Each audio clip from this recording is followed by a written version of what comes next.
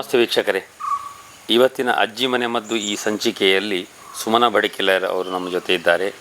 ಅವರು ಇವತ್ತು ಒಂದು ಮದ್ದಿನ ಬಗ್ಗೆ ಪರಿಚಯಿಸಲಿದ್ದಾರೆ. ಅಮ್ಮ ನಮಸ್ತೆ.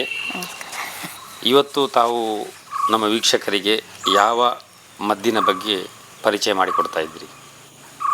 ಇವತ್ತು ಗಂಟು ನೋವಿಗೆ, ವಾತಕ್ಕೆ, ಆಮೇಲೆ ಯಾವುದೇ ಉಳುಕು ನೋವಾಗಲಿ ಯಾವುದೇ ನೋವುಗಳಿಗೆ ಆಗುವಂಥದ್ದು ಒಂದು ಎಣ್ಣೆ ನಾನು ಹೇಳ್ತೇನೆ ಇವತ್ತು. ಈಗ ಈ ಒಂದು ಗಂಟು ನೋವು, ಉಳುಕು, ವಾತಕ್ಕೆ ಆಗುವಂಥ ನೋವಿಗೆ ಯಾವ ರೀತಿಯ ಗಿಡಮೂಲಿಕೆಗಳೆಲ್ಲ ನಮಗೆ ಬೇಕಾಗ್ತದೆ, ಅದಕ್ಕೆ ಏನೆಲ್ಲ ಉಪಯೋಗ ಮಾಡ್ತೀರಿ ಅಂತ ಹೇಳುವಂಥ. ಈಗ ಕಾಲು ಉಳುಕಿದವರಿಗೆ ಮತ್ತು ವಾತಕ್ಕೆ ಅಂದರೆ ತುಂಬ ಹಳೆಯ ಈ ಗಂಟು ನೋವುಗಳಾಗಿರ್ಬೋದು ಅಥವಾ ಸಂಧಿವಾತ ಇತರವಾದಂಥ ಕಾಲಿನ ಈ ನೋವುಗಳು ಈ ಔಷಧಿ ಯಾವ ರೀತಿ ಅದು ಕಾರ್ಯನಿರ್ವಹಿಸ್ತದೆ ಅಂತ, ಅದನ್ನು ಹೇಗೆ ಉಪಯೋಗ ಮಾಡಬೇಕು ಅವರು? ಓಕೆ, ಇದು ಎಣ್ಣೆ ಮಾಡಿದ ಮೇಲೆ ಎಣ್ಣೆಯನ್ನು ಫುಲ್ಲು ದಪ್ಪಕ್ಕೆ ಹಚ್ಚೋದು, ಆಮೇಲೆ ಅಂಗೈಯಲ್ಲೇ ಮಸಾಜ್ ಮಾಡೋದು. ಒತ್ತಿಯಲ್ಲ, ಅದು ಅಂಗೈಯಲ್ಲಿ ಬಿಸಿ ಆಗಬೇಕು. ಆ ಜಾಗ ಎಲ್ಲಿ ನೋವು ಉಂಟು ಅಲ್ಲಿ ಬಿಸಿ ಆಗಬೇಕು. ಆದಮೇಲೆ ದಪ್ಪಕ್ಕೆ ಹಚ್ಚಿ 1 ಗಂಟೆ ಬಿಟ್ಟು ಒಳ್ಳೆ ಬಿಸಿನೀರು ಹಾಕಬೇಕು. ಇದು 1 ವಾರ, ಒಂದು 15 ದಿವಸ ಮಾಡುವಾಗ ಅವರಿಗೆ ಕಮ್ಮಿ ಆಗ್ತಾ ಬರ್ತದೆ ನೋವುಗಳೆಲ್ಲ. ಈಗ ತಗೊಂಡು ಹೋದವರಲ್ಲಿ ಯಾರ್ದು ಕಂಪ್ಲೇಂಟ್ ಇಲ್ಲ, ಆ ಎಣ್ಣೆ ಆಗೋದಿಲ್ಲ ಈ ಥರ. ನಾನು ಚಿಕನ್ ಗುನ್ಯ ಬರುವ ಅಲ್ಲಿಂದ ನಾನು ಸ್ಟಾರ್ಟ್ ಮಾಡಿದ್ದೇನೆ. ಚಿಕನ್ ಗುನ್ಯಕ್ಕೆ ನಾವೆಲ್ಲ ಇದನ್ನೇ ಹಚ್ತಾ ಇದ್ದದ್ದು ಗಂಟು ನೋವುಗಳಿಗೆ. ಅದರಲ್ಲೇ ನಮಗೆ ಕಮ್ಮಿ ಆಗ್ತಾ ಇತ್ತು. ಆಮೇಲೆ ಇದೊಂದು 5-6 ವರ್ಷ 7 ವರ್ಷ ಆಯಿತು. ನಮ್ಮ ಅಮ್ಮ ಮೊದಲು ಮಾಡ್ತಾಯಿದ್ರು, ನಂತರ ನಾನು ಮಾಡಲಿಕ್ಕೆ ಶುರು ಮಾಡಿದ್ದೆ. ಈಗ ತುಂಬ ಜನ ಹಿಡ್ಕೊಂಡು ಹೋಗ್ತಾ ಇದ್ದಾರೆ ಈ ಎಣ್ಣೆಯನ್ನು. ಅಂದರೆ ಇದು ಪ್ರಚಾರಕ್ಕೆ ಬಂದದೀಗ 2 ವರ್ಷದಿಂದ. ಅದೇ ಮೊದಲಷ್ಟು ಪ್ರಚಾರಕ್ಕೆ ಇರಲಿಲ್ಲ. ಈಗ ತಗೊಂಡು ಹೋದ ಮೇಲೆ ಅದೇ ಒಂದು ತಿಂಗಳಿಗೊಂದು 30 ಲೀಟ್ರ್ ಎಣ್ಣೆ, 20 ಲೀಟ್ರ್ ಎಣ್ಣೆ ಈ ಥರ ಹೋಗ್ತದೆ. ಒಂದು 2 ತಿಂಗಳಲ್ಲಿ ಅಷ್ಟು ಸೇಲ್ ಆಗ್ತದೆ ಇಲ್ಲಿ. ಅಮ್ಮ, ಈಗ ಕುತೂಹಲ ಏನಂದರೆ, ನೀವು ಈ ವಿಚಾರವನ್ನು ತಿಳಿಸಿದ್ರಿ. ಅಂದರೆ ಒಂದು 30 ಲೀಟ್ರಿನಷ್ಟು ಎಣ್ಣೆ ತಿಂಗಳಿಗೆ ತಾವು ಇದನ್ನು ಯಾರು ಸಮಸ್ಯೆ ಇದ್ದವರಿಗೆ ನೀಡ್ತಾ ಇದ್ದೀರಿ. ಹಾಗೆ ಇದನ್ನೀಗ ವೀಕ್ಷಕರಿಗೆ ನಾವು ಪರಿಚಯಿಸುವ ಯಾವ ರೀತಿ ಇದನ್ನು ತಯಾರು ಮಾಡೋದು ಅಂತ, ಮತ್ತು ಇದಕ್ಕೆ ಯಾವುದೆಲ್ಲ ಗಿಡಮೂಲಿಕೆಗಳನ್ನು ಉಪಯೋಗಿಸ್ತೀರಿ ತಾವು ಅಂತೇಳಿ. ಬೇರು ನಿಮಗೆ ಖಾಲಿ ಸೊಂಟ ನೋವಿದ್ರೆ ಇದರ ಬೇರಿನ ಕಷಾಯ ಮಾಡಿ ಕುಡಿದ್ರು ಇದರಲ್ಲಿ ಕಡಿಮೆ ಆಗ್ತದೆ. ಜೀರಿಗೆ ಹಾಕಿ ಕಷಾಯ ಮಾಡಿ ಕುಡಿದ್ರೆ ಕಡಿಮೆ ಆಗ್ತದೆ. ಹರಳು ಗಿಡ ಅಂತ, ಅದರಲ್ಲಿ ಮುಳ್ಳು ಥರ ಕಾಯಿ ಬರ್ತದೆ. ಕಾಯಿ ಎಲ್ಲ ಸೇರಿಕೊಂಡು ಅವರು ಎಣ್ಣೆ ತೆಗೆದ ಹರಳೆಣ್ಣೆ ಮಾಡೋದು ಇದರಿಂದಲೇ. ಹರಳು ಗಿಡ ಅಂತಲೇ ಹೇಳೋದು ಅದಕ್ಕೆ. ಆಮೇಲೆ ಇದು ಪಚ್ಚೆ ತೆನೆ ಅಂತ, ಇದು ಕೀಲು ನೋವಿಗೆ ಅದರ ಬಿಗಿತವನ್ನು ಕಡಿಮೆ ಮಾಡಲಿಕ್ಕೆ, ನಮಗೆ ಗಟ್ಟಿ ಇರ್ತದಲ್ಲ ಅದನ್ನು ಸರಿ ಮಾಡಲಿಕ್ಕೆ ಇದು ಒಳ್ಳೆಯದಾಗ್ತದೆ. ಪಚ್ಚೆ ತೆನೆ ಅಂತ ಹೇಳೋದು. ಹಾಂ, ಪರಿಮಳ, ಸುಗಂಧ. ಇದು ಎಣ್ಣೆಯಲ್ಲೆಲ್ಲ ಮಾಡ್ತಾರೆ. ಇದರ ಎಣ್ಣೆ ಸುಗಂಧ ದ್ರವ್ಯಕ್ಕೆಲ್ಲ ಹಾಕ್ತಾರೆ ಇದನ್ನು. ಇದು ತಲೆಗೆಲ್ಲ ಎಣ್ಣೆ ಮಾಡ್ತಾರೆ ಇದನ್ನು. ಇದು ನೋವಿಗೂ ಬೇಕಾಗ್ತದೆ ಅದು. ಆಮೇಲೆ ಇದು ಪಂಚಪತ್ರೆ ಅಂತ, ಇದು ನಿಮಗೆ ಕೀಲಿನ ಬಿಗಿತವನ್ನು ಸಡಿಲ ಮಾಡ್ತದೆ. ಅಂದರೆ ಗಂಟು ನೋವು ಇರುವಾಗ ಅದು ಗಟ್ಟಿಯಾಗಿರ್ತದೆ ಅಲ್ವ, ಒಳಗಿಂದೊಳಗೆ ಸಡಿಲಿಕ್ಕೆ ಇರುವುದಿಲ್ಲ, ಅದು ಸಡಿಲ ಮಾಡ್ತದೆ. ಇದು ಪಂಚಪತ್ರೆ. ಇದು ಎಕ್ಕದ್ದು ಎಲ್ರಿಗೂ ಗೊತ್ತುಂಟು, ಅದು ಅಂದರೆ ನೋವಿಗೆ ಆಗ್ತದೆ ಅದು ಅಂತೇಳಿ. ಇದು ಮಾತ್ರ ನಾನು ಎಣ್ಣೆ ಇದನ್ನು ಕಡ್ದೆಲ್ಲ ಹಾಕೋದಿಲ್ಲ, ಇಡೀ ಎಲೆಯೇ ಹಾಕೋದು. ಇದು ಬಿಳಿ ಎಕ್ಕ ಯಾವುದು, ಎಕ್ಕ 2 ಒಂದೇ. ಅದು ಎಕ್ಕ ಅಂತೇಳಿ ರಕ್ತ ಬೋಳ ಅಂತ ತುಳುವಲ್ಲಿ ಹೇಳ್ತಾರೆ. ಇದು ನಿಮಗೆ ನೋವಿಗೆ ಈ ಕಪ್ಪಾಗಿರೋ ತಾಗಿ ಎಲ್ಲ ಕಪ್ಪಾದರೆ, ರಕ್ತ ಹೆಪ್ಪುಗಟ್ಟಿದ್ರೆ ಇದನ್ನು ಹಚ್ಚಿದರೆ, ಬಿಸಿ ಮಾಡಿ ಹಚ್ಚಿದರೆ ಅದೆಲ್ಲ ನೀರಾಗ್ತದೆ. ಇದು ನಿಮಗೆ ಸಂಧಿವಾತಕ್ಕಾಗ್ತದೆ. ಇದು ಮುರಿಯುವಾಗ ಇದರಲ್ಲಿ ಒಂದು ರಸ ಬರ್ತದೆ. ಇದನ್ನು ಮೊದಲು ಮಕ್ಕಳೆಲ್ಲ ಪುಗೆ ಮಾಡ್ತಾಯಿದ್ರು. ಕೇಪಳ ಹೂವಿಗೆ, ಕಿಸ್ಕರ ಹೂವಿಗೆ ಇದು ಮಾಡಿ ಫೋ ಮಾಡಿದರೆ ಪುಗೆ ಇದು ಗುಳ್ಳೆ ಹೋಗ್ತಾಯಿತ್ತು. ಈ ರಸವನ್ನು ತೆಂಗಿನ ಎಣ್ಣೆಯ ಜೊತೆ ತೆಂಗಿನ ಎಣ್ಣೆ ಜೊತೆ ಮಿಕ್ಸ್ ಮಾಡಿ ಹಚ್ಚಿದರೆ ಗಂಟು ನೋವಿಗೆ ಸ್ವಲ್ಪ ಹಿತ ಆಗ್ತದೆ. ಅಮೃತಬಳ್ಳಿ, ಇದು ನಿಮಗೆ ಗಂಟು ನೋವಿಗೆ ಅದರ ನೋವನ್ನು ಕಡಿಮೆ ಮಾಡಲಿಕ್ಕೆ ಇದು ಹೆಲ್ಪ್ ಆಗ್ತದೆ. ರೋಗ ನಿರೋಧಕ ಶಕ್ತಿ ಜಾಸ್ತಿ ಉಂಟು. ಆಮೇಲೆ ಶುಗರ್ ಡೌನ್ ಮಾಡ್ತದೆ. ಇದು ಕಹಿ ಆದದ್ರಿಂದ ಶುಗರಿನವರಿಗೆ ತುಂಬ ಹೆಲ್ಪ್ ಆಗ್ತದೆ. ಇದು ಹೆಚ್ಚಾಗಿ ಕೊರೋನಾ ಟೈಮಲ್ಲಿ ಎಲ್ಲರೂ ಕಷಾಯ ಕುಡಿತಾ ಇದ್ರು.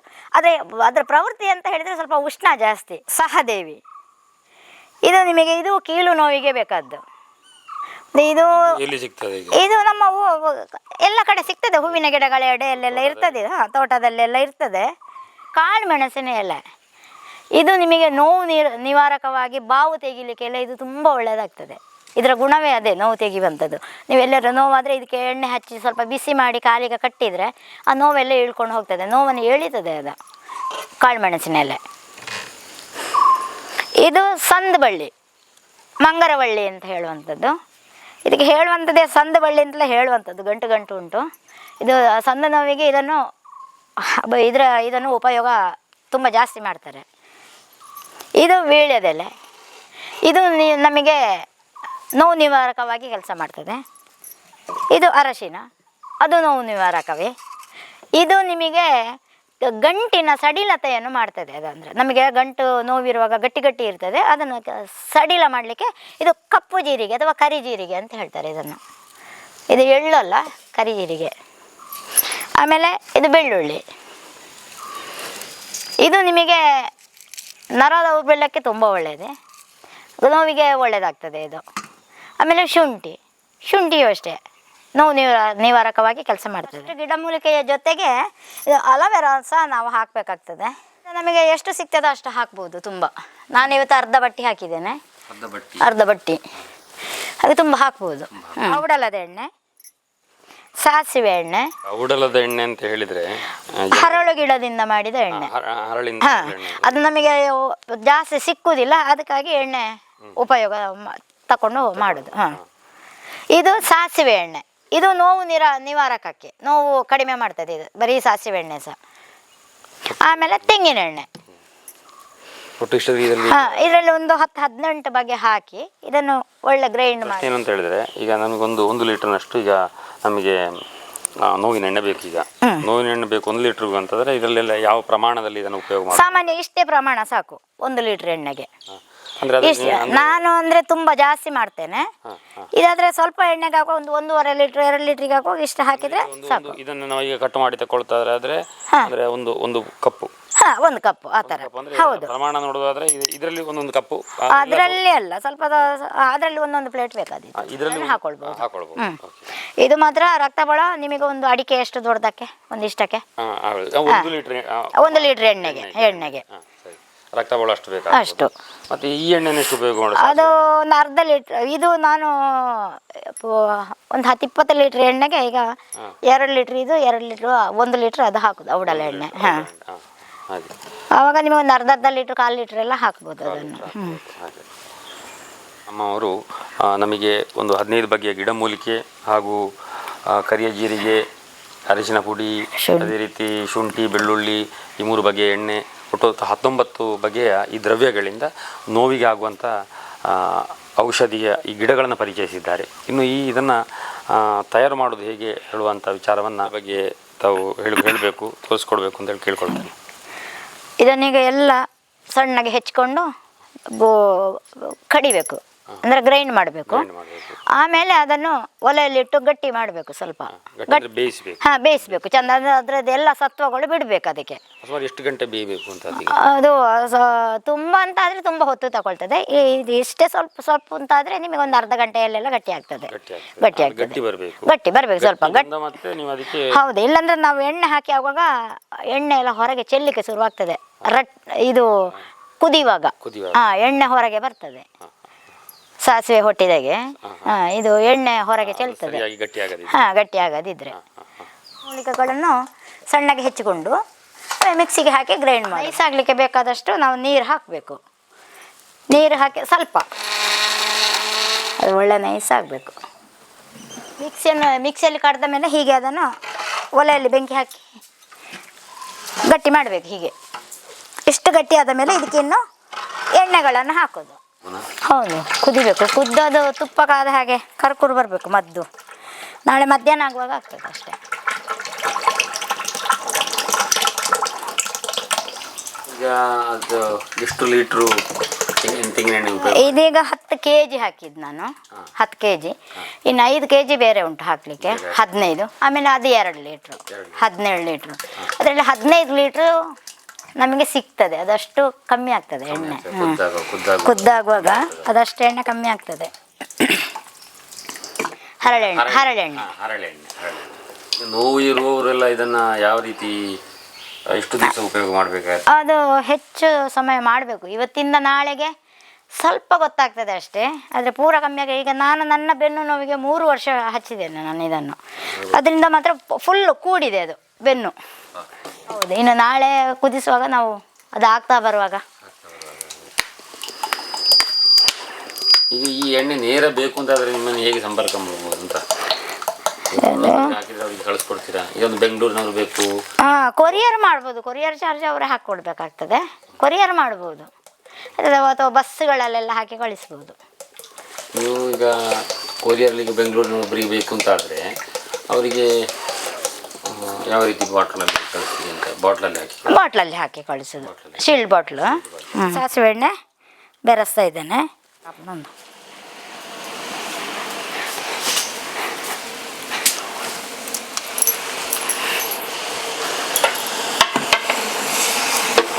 ಇದು ಎಣ್ಣೆ ಒಳ್ಳೆ ಕಪ್ಪಾಗ್ತದೆ, ದಪ್ಪ.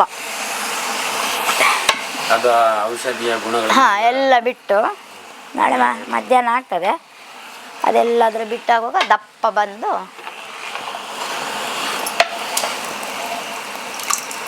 ನಮಗೆ ಅದರದ್ದು ಇದು ತುಪ್ಪದ ಕರ್ಕುರು ಎಣ್ಣೆ ಬೇರೆ ಆಗ್ತದೆ. ಈ ಅಮ್ಮ ಅವರು ಸುಮಾರು 15-16 ಗಿಡಮೂಲಿಕೆಗಳು, ಒಂದು 3 ಬಗೆಯ ಎಣ್ಣೆ, ಅದೇ ರೀತಿಯಾಗಿ ಅಲವೇರಾ, ಶುಂಠಿ, ಬೆಳ್ಳುಳ್ಳಿ, ಮತ್ತು 1-2 ಬಗೆಯ ಧಾನ್ಯ, ಅರಿಶಿನ ಇದೆಲ್ಲ ಸೇರಿಸಿ ಒಂದು ಮಿಶ್ರಣ ಮಾಡಿ ಅದನ್ನು ಮಿಕ್ಸಿಯಲ್ಲಿ ಗ್ರೈಂಡ್ ಮಾಡಿ ಅದನ್ನು ಬೇಯಿಸುವಂಥ ಕಾರ್ಯ ನಡೀತಾ ಉಂಟು. ಈ ಬೇಯಿಸಿದಂಥ ಈ ಇದು ಏನುಂಟು, ಈ ಗಿಡಮೂಲಿಕೆಗಳ ಮಿಶ್ರಣ, ಅದಕ್ಕೆ 3 ಬಗೆಯ ಎಣ್ಣೆಯನ್ನು ಮಿಶ್ರಣ ಮಾಡಿ ಆಗಿದೆ. ಈಗ ಅದು ಈಗ ಒಂದು ದಿನದವರೆಗೆ ನಾಳೆ ಮಧ್ಯಾಹ್ನ ಆಗ್ತದೆ. ಅದು 24 ಗಂಟೆಗಳ ಕಾಲ ಅದು ಅದರಲ್ಲಿ ಕುದೀತಾ ಬೇಕದು. ಹೌದು. ಈಗ ಇನ್ನು ರಾತ್ರಿ ಬೆಂಕಿ ತೆಗೆದು ಬಿಟ್ರೆ ನಾಳೆವರೆಗೆ ಅದರಲ್ಲಿ ಹಾಗೆ ಇರ್ತದೆ. ನಾಳೆ ಬೆಳಿಗ್ಗೆ ವಾಪಸ್ ಬೆಂಕಿ ಹಾಕುದು. ಅದಕ್ಕೆ ಮಧ್ಯಾಹ್ನ ಆಗುವಾಗ ಎಣ್ಣೆ ಆಗ್ತದೆ. ಮತ್ತೆ 24 ಗಂಟೆಗಳ ಕಾಲ 24 ಗಂಟೆಗಳ ಕಾಲ ಬೆಂಕಿಯಲ್ಲಿ ಬೆಂದ ನಂತರ ಅದರಲ್ಲಿ ಎಣ್ಣೆ ಬೇರೆ, ಅದರ ಕಸ ಇದು ಮದ್ದು ಬೇರೆ ಆಗ್ತದೆ, ಉಳಿದಂಥದ್ದು ಬೇರೆ ಆಗ್ತದೆ. ಹೌದು. ನಮಗೆ ಅದರಲ್ಲಿ ಎಣ್ಣೆಯನ್ನು ನಾವು ಮತ್ತೆ ಸೋಸಿ ತೆಗಿಬೇಕು. ಮತ್ತೆ ಅದನ್ನ ಗಂಟು ನೋವಿಗೆ ಹಾಗೂ ಗಂಟು ಸಂಧಿವಾತ ಇತರವಾದಂಥ ನೋವುಗಳಿಗೆ ಹೊರಗಡೆಯಿಂದ ಹಚ್ಚುವಂಥದ್ದು. ಇದು ಗಂಟು ನೋವುಗಳಿಗೆ ನಾವು ಹಚ್ಚೋದು ಅಂತ ನೀವು ಹೇಳಿದ್ರಿ, ಅದು ಹಚ್ಚೋದು ಅಂತ ಬೆಳಿಗ್ಗೆ ಇಡೀ ದಿವಸ ಹಚ್ಚಿ ಇಲ್ಲ, 1 ಗಂಟೆ ಹಚ್ಚಿ 1 ಗಂಟೆ ನಂತರ ಸ್ನಾನ ಮಾಡ್ಬೋದು. 1 ಗಂಟೆ 1 ಗಂಟೆ ಎಳಿಬೇಕು. ಅದು ಎಣ್ಣೆ ದಪ್ಪ ಹಚ್ಚಿ ಬಿಡಬೇಕು, ತಿಕ್ಕಿ ಅದನ್ನು ಬಿಸಿ ಮಾಡಿದ ಮೇಲೆ ನಮ್ಮ ಅಂಗೈಯಲ್ಲಿ. ಆಮೇಲೆ ದಪ್ಪ ಹಚ್ಚಿಬಿಟ್ಟು 1 ಗಂಟೆ ನಂತರ ಒಳ್ಳೆ ಬಿಸಿನೀರು ಹಾಕಿದರೆ ಸರಿ ಆಗ್ತದೆ. ಹೌದು, ಖಂಡಿತ. ತುಂಬಾ ಈ ವಾತದಂತ ನೋವುಗಳಿದ್ರೆ ಇದು ನಡಿಲಿಕ್ಕೆ ಆಗದೆ ಇರುವಂತದ್ದು ಸಹ ನಿಮಗೆ ಇದಾಗ್ತದೆ. ತುಂಬಾ ದಿವಸಗಳ ಹಚ್ಚಬೇಕಾಗ್ತದೆ. ತುಂಬಾ ದಿವಸ ಹಚ್ಚೋದು ಸಹ ನಿಮಗೆ ಸಡಿಲ್ ಆಗ್ತದೆ. ಎಲ್ಲ ಕೈಗಾಲು ಗಂಟೆ ಎಲ್ಲ ಗಂಟು ಕಟ್ಟಿದ್ದು.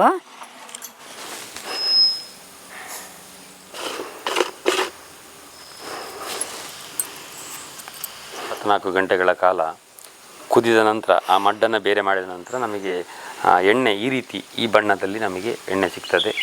ಈ ಎಣ್ಣೆ ಗಂಟು ನೋವಿಗೆ ಹಾಗೂ ವಾತಕ್ಕೆ ಅಮ್ಮ ಅವರು ತುಂಬ ಜನಕ್ಕೆ ಕೊಟ್ಟಿದ್ದಾರೆ. ತುಂಬ ಜನ ಇದನ್ನು ಉಪಯೋಗ ಮಾಡಿದ್ದಾರೆ, ಉಪಯೋಗ ಮಾಡುತ್ತಿದ್ದಾರೆ.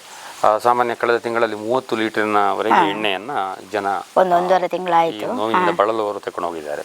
ಆದ ಕಾರಣ ಈ ನೋವಿನ ಎಣ್ಣೆ ಇದನ್ನು ಹಚ್ಚಿಕೊಂಡು ಬಿಸಿಲಿಗೆ ಹೋಗಬಾರ್ದು, ಗುಡ್ಡೆಗೆಲ್ಲ ಹೋಗಬಾರ್ದು, ಮನೆಯಲ್ಲೇ ಇರಬೇಕು. ಇದನ್ನು ಹಚ್ಚಿಕೊಂಡು ಮನೆಯೊಳಗೆ ಇರೋದು ಒಳ್ಳೆಯದು, ಹೊರಗೆಲ್ಲ ಹೋಗೋದು ಬೇಡ. ಸ್ನಾನ ಆಗುವವರೆಗೆ ಮನೆಯಲ್ಲೇ ಅದೇ ಅದೊಂದು ನಿಯಮ, ಅದೊಂದು ವಾಡಿಕೆ. ಆದ ಕಾರಣ ಯಾರು ಅದನ್ನು ತಪ್ಪಿಸಬೇಡಿ. ನೋಡಿ, ಅಮ್ಮ ಅವರು ತಮ್ಮ ಹಿರಿಯರಿಂದ ಬಂದಂಥ ವಿಚಾರ, ಅಜ್ಜಿ ಅಂದರೆ ಅವರ ತಾಯಿಯಿಂದ ಬಂದಂಥ ವಿಚಾರ. ಅದಕ್ಕೆ ಈ ಒಂದು ಸಂಚಿಕೆಯನ್ನು ನಾವು ಅಜ್ಜಿ ಮನೆ ಮದ್ದು ಅಂತ ಹೇಳುವಂಥ ಶೀರ್ಷಿಕೆಯಲ್ಲಿ ಇಡಲು ಕಾರಣ, ಅಮ್ಮವರು ಅವರ ಅಜ್ಜಿಯಿಂದ, ಅವರ ಹಿರಿಯರಿಂದ ಕಲಿತಂಥ ವಿದ್ಯೆ ಇದು. ಇದನ್ನು ಸಾರ್ವಜನಿಕರಿಗೆ ಅವರು ಪರಿಚಯಿಸ್ತಿದ್ದಾರೆ. ಹಾಗೂ ಈ ಔಷಧಿಯಿಂದಾಗಿ ತುಂಬ ಜನರು ಗುಣಮುಖ ಆಗಿದ್ದಾರೆ. ಈ ಎಣ್ಣೆ ತುಂಬ ಬೇಡಿಕೆ ಇರುವಂಥ ಎಣ್ಣೆ, ಇವತ್ತಿಗೂ ತುಂಬ ಬೇಡಿಕೆ ಇರುವಂಥ ಎಣ್ಣೆ. ನೋಡಿ ವೀಕ್ಷಕರೇ, ನಾವು ಪ್ರತಿ ಸಂಚಿಕೆಯಲ್ಲಿ ಹೇಳ್ತಾ ಇದ್ದೇವೆ, ನೀವು ಡಾಕ್ಟರ್ ಆಗಬೇಡಿ, ನೀವು ಇದನ್ನು ಪ್ರಯೋಗ ಮಾಡಲಿಕ್ಕೆ ಹೋಗಬೇಡಿ, ನೀವು ಕಲ್ತವರಿಂದ ತಿಳ್ಕೊಳ್ಳಿ. ನೀವು ಗೊತ್ತಿದ್ರೆ ನೀವು ಮಾಡ್ಬೋದು, ನಾವು ಅದಕ್ಕೆ ಹೇಳೋದಲ್ಲ. ಮಾಡಬೇಕು, ಅದೆಷ್ಟು ಕುದಿಬೇಕು, ಅದೆಷ್ಟು ದಪ್ಪ ಬರಬೇಕು, ಅದೊಂದು ಪ್ರಮಾಣವನ್ನು ಅವರು ತಿಳ್ಕೊಂಡಿದ್ದಾರೆ. ವಿದ್ಯೆಯಲ್ಲಿ ಅವರು ಅದನ್ನು ಕಲಿತುಕೊಂಡಿದ್ದಾರೆ. ತಾವು ತಮಗೆ ತಿಳಿಲಿಲ್ಲ ಅಂತಾದರೆ, ಇದು ಬೇಕು ಅಂತಾದರೆ, ಇದನ್ನು ಕಲಿಬೇಕು ಅಂತಾದರೆ ಅಮ್ಮ ಹೇಳಿಕೊಡ್ತಾರೆ. ಖಂಡಿತ ನೀವು ಅಮ್ಮನ ಜೊತೆ ಬಂದು ಅದನ್ನು ತಿಳ್ಕೊಂಡು ಉಚಿತವಾಗಿ ಮಾಹಿತಿ ನೀಡ್ತಾರೆ, ಉಚಿತವಾಗಿ ಸಲಹೆಗಳನ್ನು ನೀಡ್ತಾರೆ, ಆ ಗಿಡದ ಬಗ್ಗೆ ಉಚಿತವಾಗಿ ನಿಮಗೆ ಪರಿಚಯವನ್ನು ಹೇಳ್ತಾರೆ. ಈ ವಿಚಾರವನ್ನು ನಾವು ಈ ಅಜ್ಜಿ ಮನೆಮದ್ದು ಈ ಸಂಚಿಕೆಯನ್ನು ಯಾಕೆ ಪ್ರಸಾರ ಮಾಡ್ತಾ ಇದ್ದೇವೆ ಅಂತ ಹೇಳಿದರೆ, ಇದು ಅಳಿದು ಹೋಗಬಾರ್ದು, ಇದು ಮುಂದಿನ ಜನಾಂಗಕ್ಕೆ ಉಳಿಬೇಕು ಅಂತ ಹೇಳುವಂಥದ್ದು ನಮ್ಮ ಒಂದು ಸಣ್ಣ ಪ್ರಯತ್ನ. ಭಾರತದಲ್ಲಿ ಹುಟ್ಟಿದಂಥದ್ದು ಆಯುರ್ವೇದ. ಆದ ಕಾರಣ ನಾವು ಈ ಆಯುರ್ವೇದದಿಂದ ಗಿಡಮೂಲಿಕೆಗಳಿಂದ ತಯಾರು ಮಾಡುವಂಥ ಔಷಧಿಯ ಬಗ್ಗೆ ಅಮ್ಮನಿಗೆ ತಿಳಿದಂಥ ವಿಚಾರವನ್ನು ನಾವು ದಾಖಲೆಗೋಸ್ಕರ ಅದು ಮುಂದಿನ ಜನಾಂಗಕ್ಕೆ ಉಳಿಬೇಕು ಅಂತ ಹೇಳುವಂಥ ಉದ್ದೇಶದಿಂದ ಈ ಸಂಚಿಕೆಯನ್ನು ಮಾಡ್ತಾ ಇದ್ದೇವೆ. ಆದ್ದರಿಂದ ಎಲ್ಲ ವೀಕ್ಷಕರು ದಯವಿಟ್ಟು ಗಮನಿಸಿ, ಇದರ ಬಗ್ಗೆ ತಾವೇ ತಯಾರು ಮಾಡಲಿಕ್ಕೆ ಹೋಗಬೇಡಿ. ನೀವು ಅಮ್ಮನಲ್ಲಿ ಕೇಳ್ಕೊಳ್ಳಿ, ಅಮ್ಮನಲ್ಲಿ ತಿಳ್ಕೊಳ್ಳಿ. ಅಮ್ಮನ ನಂಬರ್ ಇದರಲ್ಲಿದೆ, ಅಮ್ಮ ನಂಬರಿಗೆ ಫೋನ್ ಮಾಡಿ. ನೀವು ಫೋನ್ ಮಾಡೋಗಳು ಅವರಿಗೆ ತೊಂದರೆ ಮಾಡಬೇಡಿ. ಯಾವ ರೀತಿ ಅಂದರೆ ಬೆಳಿಗ್ಗೆ 8 ಗಂಟೆಯಿಂದ ಸಂಜೆ 5 ಗಂಟೆ ಈ ಸಮಯದಲ್ಲಿ ಫೋನ್ ಮಾಡಿ. ಆ ಸಮಯದಲ್ಲಿ ಅವರು ನಿಮಗೆ ಸಂಪರ್ಕಕ್ಕೆ ಸಿಗ್ತಾರೆ. ಮತ್ತು ಎಷ್ಟೋ ಹೊತ್ತಿಗೆ ಫೋನ್ ಮಾಡಿ ಅವರಿಗೆ ತೊಂದರೆ ನೀಡೋದು ತಪ್ಪಾಗ್ತದೆ. ಆದ್ದರಿಂದ ನಾವು ಹೇಳೋದು ಇಷ್ಟೇ, ಈ ಆಯುರ್ವೇದ ಮನೆಮದ್ದನ್ನು ತಾವು ಉಪಯೋಗಿಸಿ ಇದರಿಂದ ನೀವು ಪ್ರಯೋಜನ ಪಡ್ಕೊಳ್ಳಿ ಅಂತ ಹೇಳುವಂಥದ್ದು ನಮ್ಮ ಆಶಯ. ಅಮ್ಮವರೇ, ನೀವೊಂದು ಒಳ್ಳೆ ಎಣ್ಣೆಯ ಬಗ್ಗೆ, ವಾತದಿಂದ ಗಂಟು ನೋವಿಗೆ ಆಗುವಂಥ ಒಂದು ಒಳ್ಳೆ ಎಣ್ಣೆಯನ್ನು ಪರಿಚಯಿಸಿದ್ದೀರಿ. ತಮಗೆ ಧನ್ಯವಾದ. ವೀಕ್ಷಕರೇ, ನಾವು ಇನ್ನೊಂದು ಮುಂದಿನ ಹೊಸ ವಿಚಾರದ ಬಗ್ಗೆ, ಈ ಮನೆಮದ್ದಿನಲ್ಲಿ ಹೊಸ ವಿಚಾರದ ಬಗ್ಗೆ ಮುಂದಿನ ಸಂಚಿಕೆಯಲ್ಲಿ ನಿಮ್ಮ ಮುಂದೆ ಬರಲಿದ್ದೇವೆ. ನಮಸ್ಕಾರ.